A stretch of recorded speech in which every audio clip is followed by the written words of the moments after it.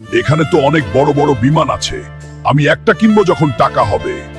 তোর মতো ফকির এই বিমান জীবনে কিনতে পারবে না, তাড়াতাড়ি এখান থেকে বেকা হও।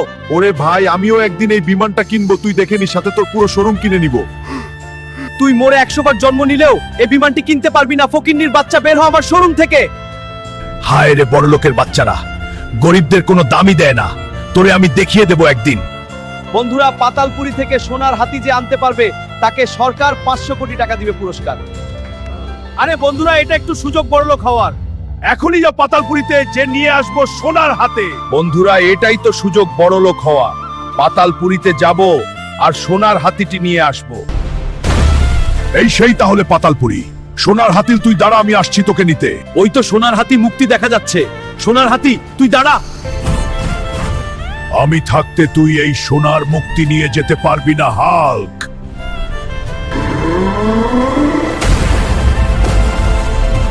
বন্ধুরা, আমাকে বাঁচাও, আমি পারছি না, ওর সাথে আমার শক্তি কম হয়ে গেছে।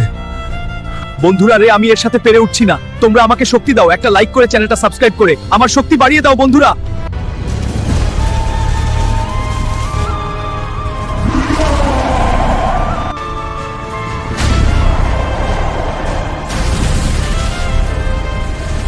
বন্ধুরা, এখন আমি কোটিপতি হয়ে গেলাম। এটা সরকারকে দিয়ে 500 কোটি টাকা নিব। স্যার, আমি 500 কোটি টাকার মুক্তি নিয়ে আসছি। দেখি কি এনেছে। এই যে দেখুন।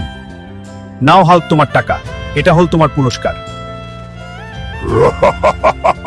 কিরে ম্যানেজার, তুই না বলেছিলি আমি 100 বার জন্ম নিলেও এই বিমান কিনতে পারবো না? যে আমি তোর পুরা শোরুমই কিনে নিলাম। হাল্ক স্যার, প্লিজ আমার চাকরি খাবেন না, আমার পরিবার অসহায় হয়ে যাবে। যত চাকরি খাবো না। আজ থেকে তুই এখানে বাথরুম পরিষ্কার করবি।